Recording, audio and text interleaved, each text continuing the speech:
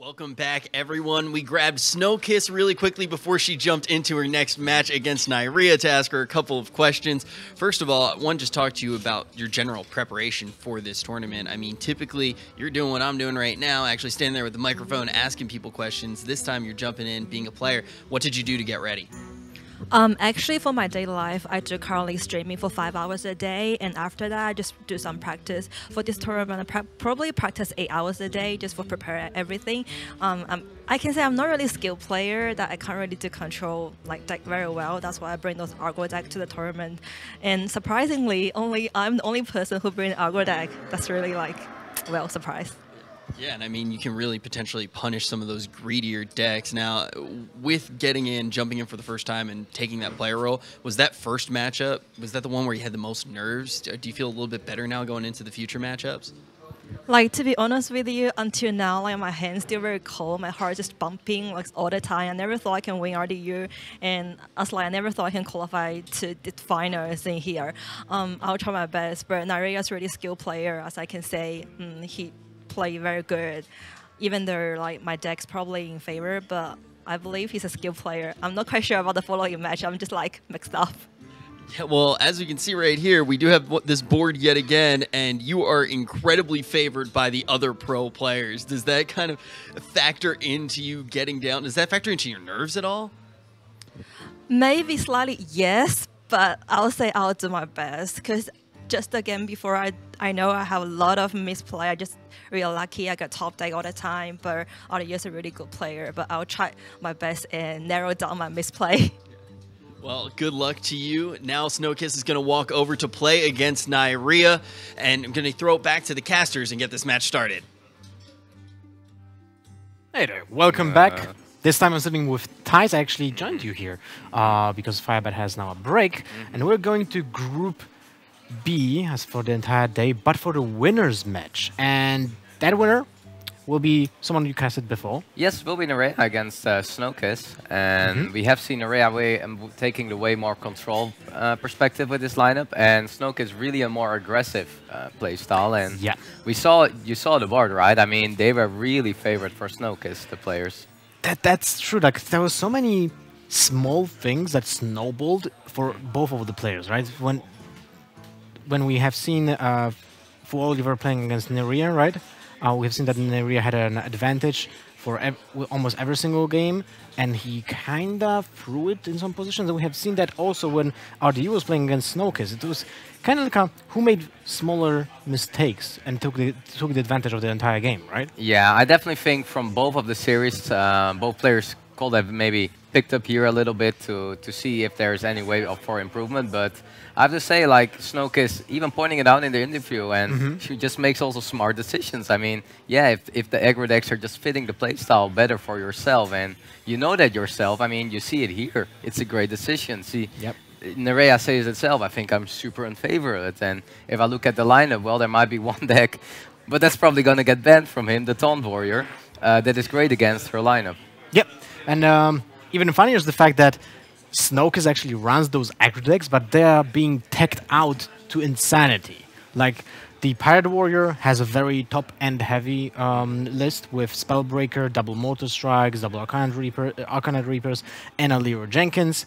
Most likely will get banned, so maybe we will not see it. The other deck that might be targeted by Neirea with the ban would be the Aggro Druid, that also has different techs with multiple crabs, with Fledglings, and double Bittertide Hydras, which is not really that often seen in Aggro Druids anymore, right? Because it ends basically on living mana most of the time. I think for Neirea there is also some hope of getting Vincent against the Hunter. The Hunter is running 4 crabs. It is running a lot of tech cards with Unleash that are just not so good against Neirea's lineup in general. That might be an out, because some of his decks, like the Quest Rogue, are going to be a big problem. That's the weakest link, right? Yeah, we saw some Eater and Secrets, a little bit tech, but the Mage can still get here wins in. It's a really powerful deck in the meta. It's still having also good ways to deal with aggression. So I think the biggest point might be the Rogue here for Neirea, but all his decks are a little bit not really. Jade Root can be alright against the aggressive decks, has some taunts, has some armor, But yeah, also there, like no Pharaoh or only one Pharaoh Rage, putting an Acolyte in, it's not gonna help here maybe. Those small changes are actually huge percentages of win ratio in those specific aggro matchups, right? Because I feel like most of the players prepared for a really control metagame, and in this situation, Snowkiss might take advantage of that. When you see other players' lineups in Group A, actually, we had a lot of control decks, right? The games were longer actually than in Group B. And here we have Snowkiss that took advantage of RDU's lineup and took it 4-3. And now she might be actually hugely favored in the winners match and just go through the group. Snowkiss actually has a really favorable matchup against the super heavy control lineups like Neirea, but could also look good in aggressive mirrors, and that's why I think she went for the decision. Like, she has crabs everywhere. Secret Eater. Some of the decks are just so many one-offs that are a lot of one-offs too that it's a little hard to say how much it hurts to just still the consistency of the decks. But Shelby just in general, the matchup-wise, Shelby in favor for her. It will be an interesting match to behold, that's for sure. And Neirea comes right after his match, right? This is some. He spent like how much time was the previous match? Well, the previous match, I think we cast for 2 hours, and especially at the end, like he went 3-0 up. Yep. Amazing, played really well, and then we're struggling with the Taunt Warrior, but we now see what was also really expecting, the Taunt Warrior being banned from Neirea. Maybe he's even heavy letting it go because he had a little tough time. There was a lot of room to get it out, and Colin finished 2 series where there was room for maybe. Now getting it banned out, but yeah, it's still a lineup that it's going to be a little hard for him. I would say that Neirea would love to have the way back for this match, so might be something like, you know, he didn't seem to be super comfortable while playing the deck, but at the same time, it's so favored in those matchups that one win might be crucial in the best of 7. And we'll be jumping into the game soonish. We see Neirea with a healthy snack next to him, some potato chips. Yeah. Well, after 2 hours, you need to get those carbs back. I also in between was when you have the short break. But yeah, Neirea also for him now, he has been doing so well lately. We have seen him now qualifying twice for the European Championship, twice became into the top 4, showing again here in the StarLadder qualifying, going 5-2 in the group there first. Here now doing well. Overall, it has been a great last month for Neirea. Snowkiss. It's kind of her first really appearance with play. Well, she's a caster, but she knows the game. Yeah, she knows the game. Obviously, well, that's the thing. When you cast the game, you actually need to be at least decent. Yeah, at least decent to cast the game. Otherwise, you might just make a fool of yourself.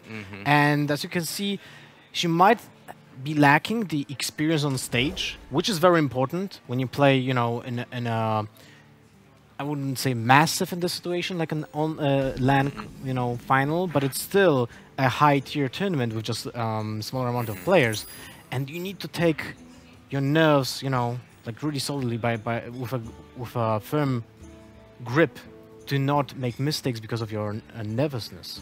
So going here into the first game, we are also seeing the quest row queued up first for Neirea against what is probably one of the target decks against the Pirate Warrior from Snowkiss. Yeah, and it's super funny because the fact that Pirate Warrior is great against Quest Rogue is of course well known, but when your hand is being built by 2 Frothing Berserkers, your opponent can really take advantage of that with a Glacier Shard. It's normally Rogue really wants to go also second. Yeah. Pirate Warrior is one of the matchups where you don't sometimes mind going first because just getting the quest, having the dagger, you have a little bit more room to play your stuff earlier. The mana efficiency in the early turns are so key, and you see that actually still being at 30 life at turn 3 is not something you're seeing too often against Pirate Warrior. Usually you already have lost like 5 HP at least, right? Because turn 1 and Zov, patches to the face, smash with the weapon, you're like, that's awkward, now I need to kill those with the dagger. Neirea is also having one really key card in the hand against Pirate Warrior for the quest rogue that can win this matchup. That's Glacial Shard. It's so important. It's the one minion that stops the damage, and it is the go-to card for Neirea to do the quest with. It's a card you want to bounce back. Yep, and he bounced it back 1 time already. That means that the attack from... Oh, and a smash into the Frothing Berserker. So she sets... Neirea sets up a trade with the you've Brewmaster next turn. Also planning on deckhand next turn, I think, because he really cannot afford taking the damage in the early game. So probably I'm thinking I need every attack possible because I want to go with the deckhand also. I would actually love to see the Heroic Strike just being used to the face right now. You're gonna want to be like mana efficient to maximum. Oh, Trading. well, I didn't anticipate that at all. I would just probably just use the deckhand instead. Your opponent still didn't use his own patches. And like, I'm not sure about that. I would probably just prefer the Heroic Strike to the face. It might be just a small amount of damage lost, like 2 points. You give up your board directly. Maybe that was a problem. It's really close, yeah. It's hard to say. The hand is really minion heavy, but missing crucial damage can really be important in the late game. Because she's on a quest too, just dealing as much damage in the early game as she can. Neirea on the other side, these are the turns you cannot afford against Pirate Warrior. Yeah. Just redaggering, sometimes some matchups you can get away with it, not against Pirate Warrior. This is really awful for him, and especially when he has no bouncers. Like, what he needs to basically sustain his life points in those upcoming turns would be Shadow Step, would be Brewmaster, Ferryman, even Vanish would be actually decent. Yeah, or just planning something like he wants to get the shard back in the hand, stopping damage and finishing the quest that way. Prep can be alright in this matchup. And Snowkiss just taking on with the aggression. If you can play for 5 mana and a Heroic Strike fits the curve, we go with the Heroic Strike. But wouldn't you prefer the Corcoran Elite just for damage to the face? Yeah, maybe she's not really planning on buffing the weapon here and there. Maybe she's thinking, want to connect this Magellan. Yeah, well, I might have Corkin Eater there. Okay, Firefly. Gets 2 Fireflies, but it's so slow. He's already at 17 HP, and next turn seems like he will get at least 4, because he needs to Glacier Shard the Frozen Berserker if he wants to play around it, but at the same time he has no way of bouncing it back. That makes, like, the Glacier Shard might be just too important. Might be way too important in the late game, when you know that the one attack from the Frozen Berserker can finish off the entire match, and give Snowkiss the opportunity to finish him. So Snowkiss is having the damage now that is required to kill Neirea, so she's definitely looking now for... She's maybe a little scared of like quest getting finished, but she has to be aggressive here. And Leroy a little bit dangerous, maybe giving 2 1-1s. It can be just giving if the quest can be completed with a prep, what is possible. So the trade here being necessary if you want to go with the Leroy line. But at the same time, if you just squeeze in 1 more damage, you win with the Mortal Strike. Yeah, but dying to quest there is really dangerous. It's well, she's at Jesus Christ. Neirea is at 2 points in the quest, yeah. right? So he would have to play 2 more Fireflies or Flame Elementals. Actually, 3 Flame Elementals. So the one from the hand, and then 2 on top of that, and then use the prep on the quest. It's really hard. It's really hard. Yeah. So it's very unlikely for him to actually finish up the quest this turn, and that means that Snowkiss has 1 more turn to draw cards like Zoff First Mate to finish off the game, to get Fear War Axe, a lot of possibilities actually. And now Neirea's in a critical position when he needs to use the Glacier Shard.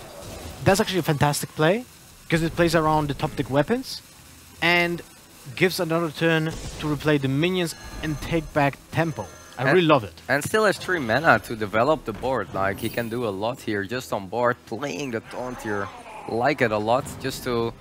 I mean, this is not defending 1 damage often, it's just defending 4 or 5 with a... It can be really strong. Crucial card as well. The Spellbreaker can be actually really important. So now, Neirea was on 2 points...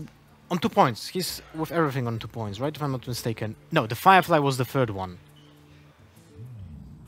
Yeah, the Firefly is the third one. So one Firefly already finishing the quest, so it can actually be super dangerous now for Snowkiss.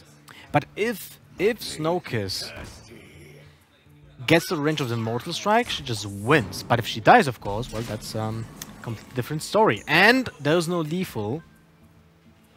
Shadow Step would have been actually lethal. 21.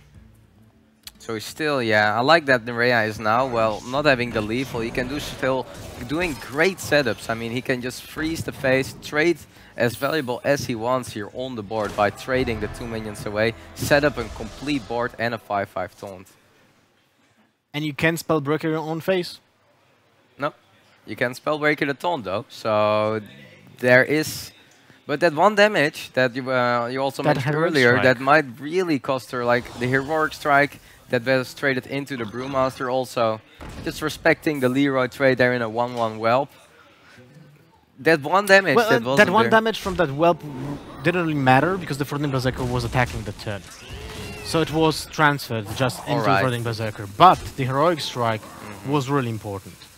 Neirea now will 100% play around the Mortal Strike. There's no reason to attack, like no reason at all. What will the Pirate Warrior do with this kind of board? I actually don't even know if the boar is the one you want to play. You can also just play on, because you can just attack for 5 with your taunt. And just connect another Flame Elemental. 1 mana short! Look at that! Well, I mean, the face is frozen, so it's... well, the Spellbreaker can just silence the taunt, still will be 5/5 in stats, and yeah. I mean, all those scenarios. First of all, this is super big. It's insanely big. The Rogue was being targeted by the entire lineup from Snowkiss, so getting it out there right now with the point. Look at that Neirea smiling right now. He knows what does that mean. He definitely knows it. Like, it was the deck for Neirea. Even he still has a big challenge to go with also his other decks. This Rogue was probably the most problematic for him, and now maybe he can maybe snowball with this advantage. The Shaman is doing a great job, I would say, or doing a fine job. The Druid and Jadewood can also be well against aggressive decks if he has enough responses in the early game. Mage should also do a decent job. So a lot more room here for Neirea. But let's rewind a little bit because people, like to speak about the deck, about the quest rogue in a really negative way, right? That it's so oppressive and so on. So it is of course powerful, but it's also very tough to play. And Neirea played the game really well, understanding what are his outs, knowing when to use the prep with advantage. Didn't use the prep for the Mimic Pod, was very conscious about his decisions, and that allowed him to be on that one crucial HP that wasn't, enough to kill him. And from the other side, Snowkiss just didn't respect the deck enough. The Heroic Strike that she used to trade, I think, was really detrimental to the entire game plan. And that's something that many people just don't think about. They are like, oh man, I'm so unlucky. He just got the Glacier Shard 4 times and I couldn't do anything. At the same time, there was one turn when you could actually squeeze more damage while sacrificing your board control. But when you play against a Quest Rogue, you might anticipate that the Quest Rogue will be great and actually trading with you. Because there's so many charge minions that can just trade into the deckhand, right? Glacier Shot is the card for the Rogue and for that matchup. But now also, Snowkiss going again here with the Pirate Warrior. Queuing up for Neirea is the Shaman. And the more evolved Shaman, what we have seen a lot on Ladder 2, really powerful. And actually also great anti-aggro deck. There are tools like the Maelstrom, with the early Totems, with the Jade Claws, just dealing quite well with the early game. And Snowkiss having a little slow start, missing the 1-drop, but still with the War Axe can recover from that. But look at the beauty of Flametongue Totem. Yeah, and Flametongue Totem is something you want to trade away for Snowkiss perspective. Not having the Korken here hurts a little bit. It's a great way to trade it. And I don't you can ignore it this turn. Yeah, it's alright. You can ignore it and just connect the 3-drop. Wow, Heroic Strike. What a respect for that Flame Totem. To be fair, I don't really understand this. I don't like it either. I mean, there are ways for Neirea to connect the patches and some mechanics, but overall it's kind of low. And can play a thing from below there to defend it, so it's a little tricky, but it's really defensive for a Pirate Warrior. And again, Neirea, turn 3, turn 4, 29 lives. And Snowkiss is still behind on board. And this is a big problem for why I think the Shaman is a little bit favored nowadays against the Warrior. The Warrior just doesn't have great tools to deal with 1-1s, 2-1s, 1-2s. Well, the Zov is not that bad, right? It's not that bad, but you need it like the whole game. And if you're not on the board with your minions, and Shaman has a great way to deal with your minions on board too in the early game, it's so hard to do anything during these turns. Look at this. Arcanite this Reaper is just broken. Arcanite Reaper in a Taunt Totem. But to be fair, I think that Snowkiss could think about just playing the Spellbreaker for the Taunt Totem and just get it out of the game for probably for the entire series. Yeah, it's the best silence. Yeah, it's the best silence in the game because it will still be alive, so it can't be rolled again. The only way of sacrificing it would be the second Flame Tongue Totem to trade and then roll it again, or just use your own Jade Lightning on it. All right. Right? Or maybe Hex, or but whatever. It was a really great silence. The one thing that could happen would be another evolve. Yeah. That's one thing. But killing the totem with the Arcanite Reaper is a lot of loss of damage, and at the same time you're getting hit by that pirate, as you have just seen. And also the Corsair, they're such a great card against Pirate Warrior that Neirea picked up. Just they're not just from the board, the Arcanite Reaper, and Snowkiss can do so much with it, like with a deckhand connecting with the cultist, getting an additional charge on the weapon. So well, he established a huge board control. Yeah, and that also doesn't really get cleared that easily away for a Pirate Warrior.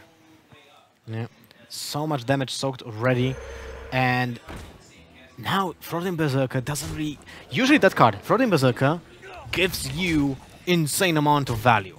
Because it trades for like 3 cards, maybe 2, right? Or takes out a Fireball, something like... along those lines, right? If it's not taken care of, it smashes upon its face for a humongous amount of damage. In this situation, it actually dealt 1 damage. It actually dealt 1 damage. 1 damage to a taunt.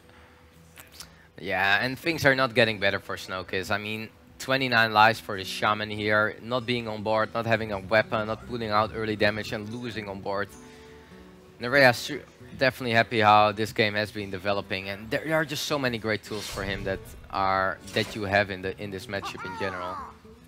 It's one of the reasons why the Shaman has rised up. I mean, it's just fine against Pirate Warriors, doing a great job against Druid, and Bloodlust is just super scary for the Medivh Mage that are not running any kind of freeze.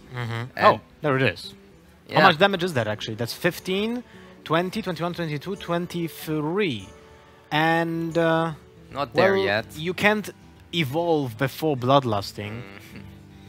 No.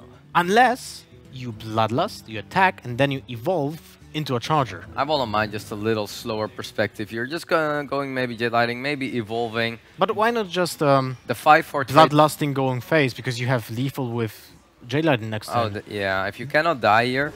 Maybe how do you die from 29, right? Nah, that has to be difficult.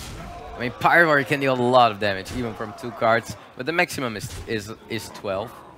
So as long as Neirea doesn't face 17 damage on board. Go face, evolve, finish the turn. Yeah, it's that would be my close play. to 17. Neirea's thinking of it, but because of double Jet Lightning. There you go. Is that a charge minion? No. Oh, no taunt Actually, either. pretty terrible creatures. Yeah. I mean, there are a lot of overcosted minions here in Hearthstone around. I think Evolve and Devolve have given never so much room for cards to be getting into competitive Hearthstone. Like, look at the board. Like, some cards we've never seen competitive Hearthstone just getting their place lately. True. That's true. Wait, wouldn't be actually double Mortal Strike lethal? That's no, it 12, wasn't. 16, 18, it wasn't. 21. Yeah, 22. Neirea just had to play around 12 damage from the hand. What he did, and that's why it went. But it was the early game. I mean, the Shaman, great. It is a great deck that can sometimes struggle, but often just be fine in the early game against Pirate Warrior. And the Pirate Warrior just lacking damage normally in the end. Interesting games. We have talked so much about the fact that Neirea is, has the lower chances of winning this match, and so far he's 2-0. But at the same time, he was 3-0 against Oliver, and it was really shaky to finish. Like he couldn't close it out. He was struggling. Yeah, and I definitely think that the Shaman was a great deck though for Neirea. Probably the best deck in his lineup against Snowkiss, and Snowkiss sticking to the Pirate Warrior here, going again, and Neirea queuing up the Mage, also going on the coin, but it's kind of nice here for the Mage. So Neirea is playing a more freeze Mage here, not playing the Gunter Mage, a little bit better sometimes in this matchup where you have Doomsayers, you have the Frost Nova, being able to freeze the board, and having not a Medivh in the deck that can be a really dead card in this matchup. Yeah, the Medivh doesn't really... And oh wow, Snowkiss is a big fan of the turn 2 Heroic Strike, just not even... Well, to be fair, when you don't have anything else and you need to maintain a curve, I don't really see a problem with that in some matchups. In this one... I like what Neirea is doing here, giving a lot of insight on this matchup. The thing, what the Mage has to take care of is just every minion has to get traded away. And what Neirea is doing, every minion is just getting traded away without the damage that it can deal. Yeah, the freeze Mage from Neirea with those ice barriers might be really crucial here. We see one already being drawn, but as long as Neirea can keep the damage from the minions really low, that Snowkiss is pulling out, they're normally the warrior is just struggling, dealing the 30 damage in total. And Neirea is really doing her best. I mean, if you have the Valid and you have Glyph at turn 2 and you are picking patches, it says a lot about how much he is really wanting to keep the damage low from all the minions on board. So far, I really like all the decisions from Neirea when it comes like to, coining out the hero power. Not many people actually do that. But Snowkiss is actually playing really well this game as well. Putting all the pressure before there's an Ice Barrier being played is actually important, because now what you can do is you can get... Wait, does she actually has Sir Finley? No, Sir Finley is wild. Yeah, Jesus. No, Sir I Finley play too much wild. You have to play a lot of wild. Too much wild, yes. A lot of wild. Man, I'm happy Sir Finley is gone for the Warriors. I felt they were always so cheating when they called the addition. Like their deck was already so aggressive, and then even getting an insane hero power. And well, Neirea taking the most defensive approach that he every turn, starting from turn 1, coin ping into ping, from the start on, not wanting to get any minion damage in. And now you see why all the minion damage has to get respected. Like Snowkiss just not being able sometimes to deal the additional damage here. And the Warwick sneaking in a little, but she knows that this is an Ice Barrier too. The secret, not a real secret one, deck lists are known. And he's not playing counterspells. He's not playing counterspell indeed. We have seen that from other players, but Neirea is actually sporting a very close list to an old Freeze Mage style. Alright, so... Well, I mean, with a Pirate draw, she can get really far already. Then she will have an 8 damage. So a Pirate could do a lot as a possible draw, but Neirea... I mean, already knowing that the Ice Block isn't getting popped this turn, he has a second Ice Block, so if he can get one more turn, he wins the game. He just needs Alex at turn 9. Yeah, that seals the deal most likely. So as long as he doesn't get popped, he is in a great spot, and there is really little ways for Neirea to get popped this turn. Is there even a way? Well, Mortal Strike and Heroic Strike would be 8, that would be 11. That would be actually the pop, but at a very high health. Yeah, but with a Corkin maybe, something like that could put him at 4, and that will be a little tricky for a top deck Arcanite Reaper. But now not seeing that it is there for Neirea, he knows it itself. He's an experienced Mage player too, and knows that if the Ice Block doesn't get popped at turn 7 here, he's in a great spot. Can just drop Antonidas. Can maybe look for a more defensive approach, going for the Glyph, picking up a defensive card. Otherwise, he can also just slam Antonidas here. He knows that he achieved what he had to achieve. The ice block not getting popped at turn 7. Oh, it's kind of safe to play the Antonidas. At the same time, you will win the game most likely just by playing Alexstrasza, so maybe you can get extra safe with that Primordial Glyph. At the same time, players know the opponent's deck list, so they know exactly what's coming for them. Yeah. So it doesn't really matter that much. And Snowkiss is running quite some Eater of Secrets around, but not in the Warrior. So, Yes. yeah, definitely. Also, it's really like how this series is developing for Neirea. Has to be really happy that the Pirate Warrior is just really struggling for Snowkiss. And It's interesting that Snowkiss didn't actually change the deck after the first match against the Rogue, because that was the best matchup for the Pirate Warrior. She has two Eater of Secrets in other two decks, right?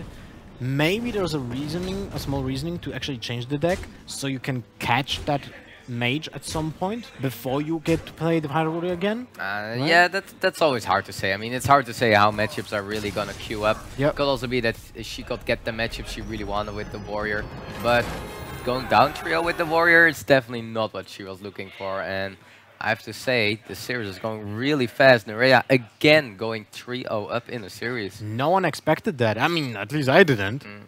Well, 3-0s are sometimes also a little hard to expect, but also lineup-wise.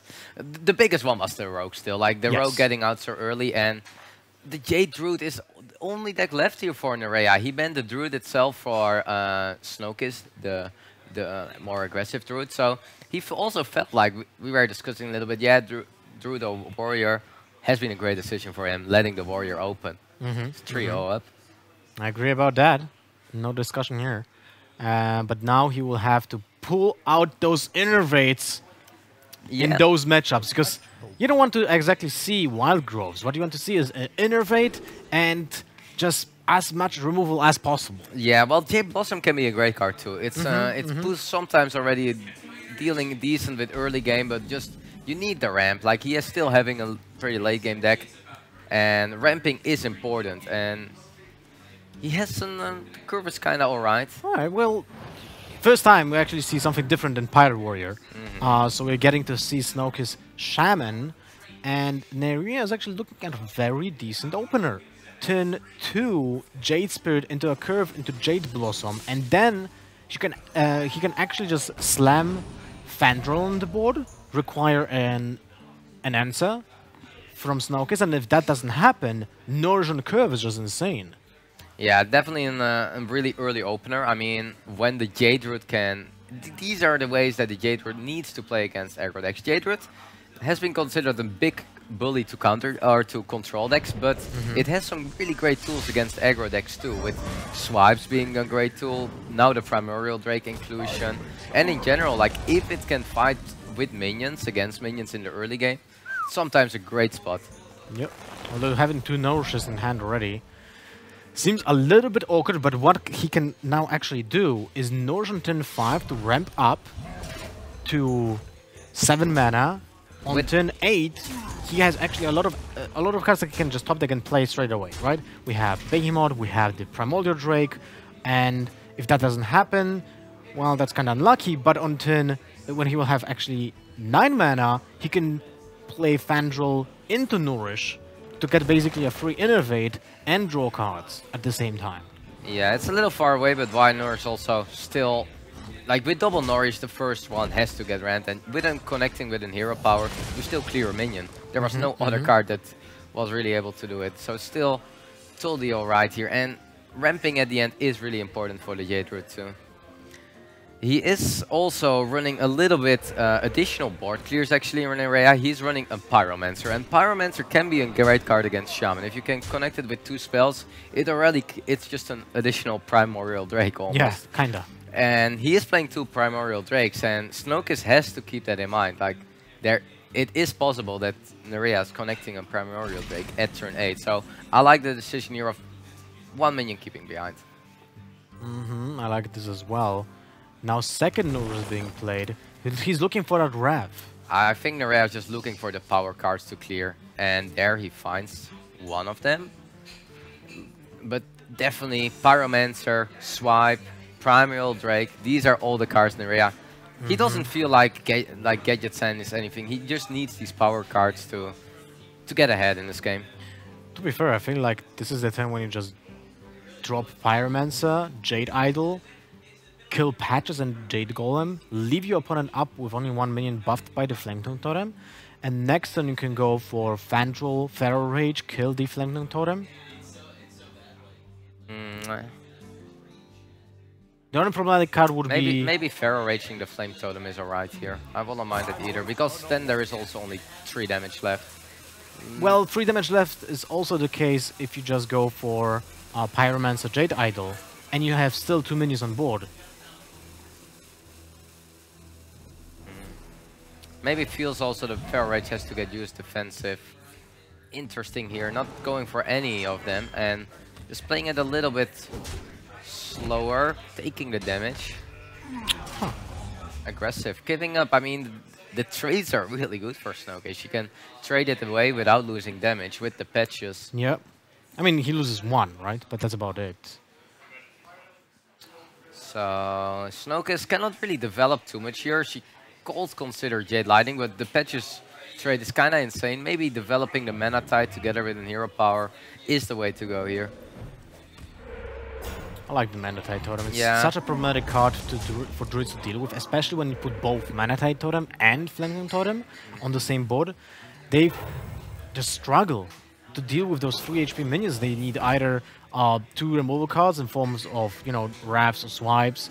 Even Pharaoh Rage is not really that big of a deal because you have a Taunt in the place. So now this is really awkward. Yeah, and Mana Tide just being such a great card in the early game. You already draw a card back, your opponent has to spend a card to clear it, so you already get a card ahead. And also important to get things from below is a little cheaper. And Neirea doesn't really have the card he was looking for. It could have been working out great for him the way he ramped up with a Primordial Drake, maybe a Swipe. Just some more removal got here, because while Pyro Swipe is also a great AoE clear. It is. It's basically like a Thanos. Yeah. I mean, we have seen Thanos in Druids and Jet Druids being played before, right? For this sole reason. You have Thanos with Wrath, Thanos with Swipe.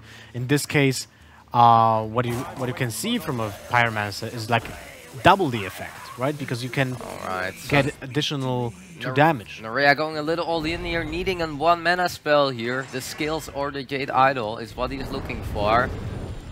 Not getting it. Kinda important here because it's not clearing anything now. So Neirea really going for a high risk play, not getting the reward.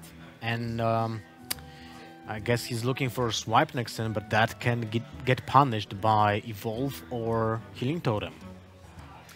I think Neirea here already made a little decision from I want to hit the 1 mana spell here really badly. Maybe a Primordial Drake or Swipe can still give him some room, but from here on it's gonna become more and more problematic.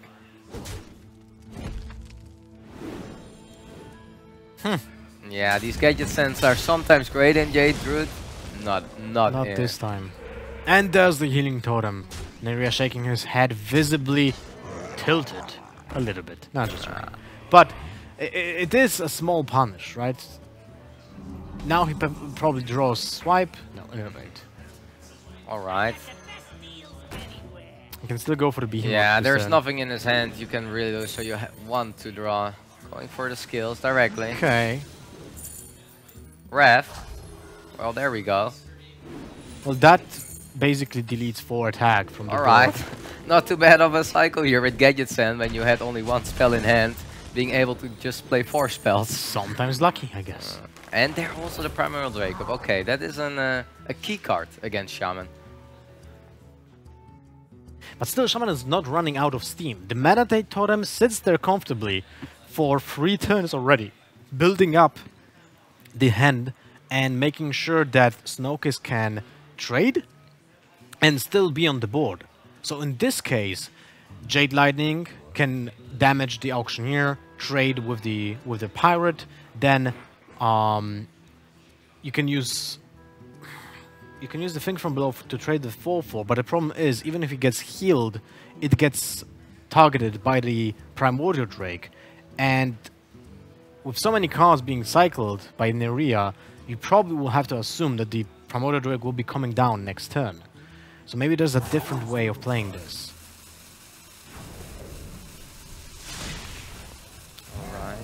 She goes for the value trades. No value trades, okay.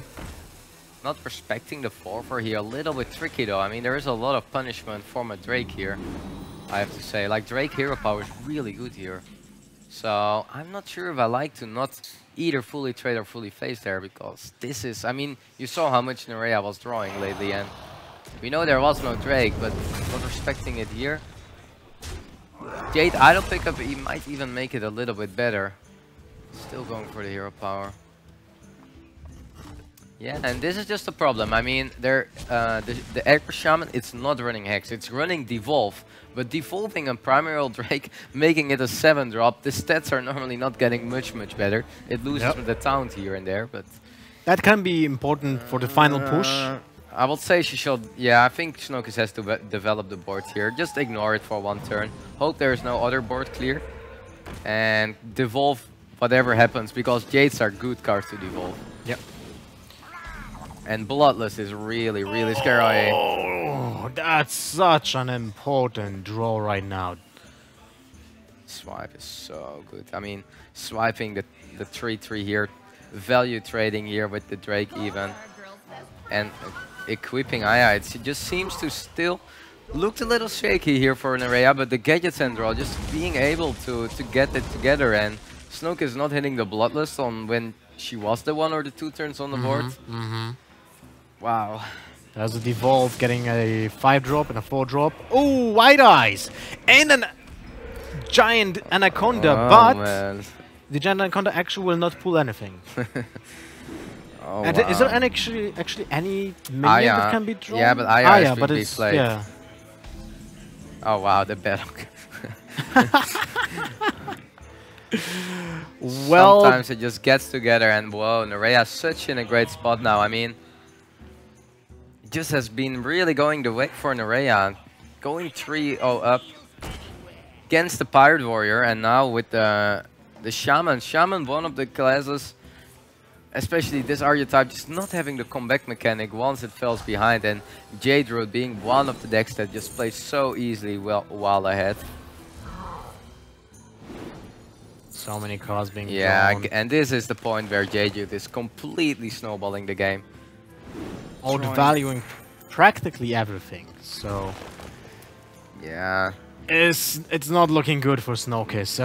What can help her is another Devolve, but there's no chance for Doomsayer. No, wait, there's actually a chance for Doomsayer because that's a free drop. Is it the Investigator? Is it 4-drop or 3-drop? Well, never mind. Yeah. Doesn't matter. There's no Devolve, and Neirea did close it out after the 3-0 this time. Didn't struggle. 4-0 clean sweep in an unfavorable match. Insane. Yeah, 4-0 for Neirea. Really impressive. Going to the finals now for the top 4. So really impressive just here, showing it at HCT, showing it here again. And yeah, going 4-0 there out against that aggressive lineup has to be feeling really good for him. Yeah, definitely morale boost, right, for him, because he was not coming into this match like with confidence. He actually said, man, I'm gonna get destroyed. I'm gonna get wrecked. Well, he said that every time, and he said it also in HCT. He says it in a lot of interviews. Maybe it's his way to just feel a little, put the pressure a little away. This was kind of justified. Like this time, This one it was just this time his lineup was actually not that great against Snowkiss, and it was looking really great for the Chinese representative. But at the same time, sometimes just don't line up, and you lose a favorable matchup, like we have seen when the Rogue against Pirate Warrior, right? That was the key moment of the entire match.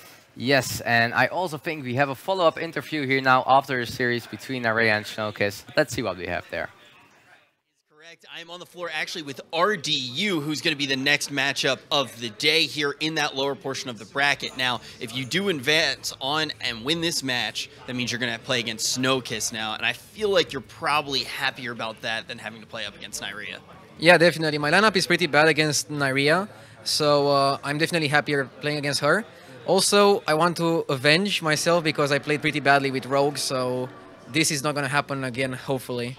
I want to bring up one other thing. We were hanging out and chatting a little bit and just talking about your mental state in certain matchups, and we were watching Neirea's match, and this was the previous match on game it was game 6, I believe, and it all came down to a huge turn with an execute into an Acolyte of Pain, but then ultimately Neirea just kind of threw the game with a whirlwind. And we were talking about the mental constitution that it actually takes to play a long, extended control matchup like that, and you said you just go mental in that scenario. Would you like to tell everyone at home how you feel in those control games? I mean, it's very hard to play this kind of long half an hour, 1 hour games or series. So like it's super hard to keep concentrated on what you have to do and play every single turn correctly. I'm not even sure what's the best way to approach it. Maybe it's just to be only focusing at some points and trying to not think that much of the special play, but think of the game plan overall. Yeah, so basically not focus on those tiny little details and find the most important thing that puts you on that path to win. Definitely think that sounds like a smart thing to do, and we're going to have to see if that works out for you, because I think it's inevitable that you are going to come into some of those control matchups. But now let's talk about the match you're about to get into. It's going to be against Fu Oliver. How do you feel going into that one? I'm feeling slightly unfavored, but if I make it out of this first game, I think I'm favored in the second one. So I have better chances than I expected, but I had very good chances in the first matches and I blew them. So now I need to like play my best and not mess up again. Yeah, so you're essentially saying that this is the most defining moment of the tournament for you, but you seem to be in a state where you're like a little bit on the cusp. Are you a bit on tilt? Do you need to regain right now? No, I'm not tilting. I'm very relaxed right now and looking forward for the game. All right, well, good luck, my friend. We're going to throw it back, and we will see him in the next match of the day.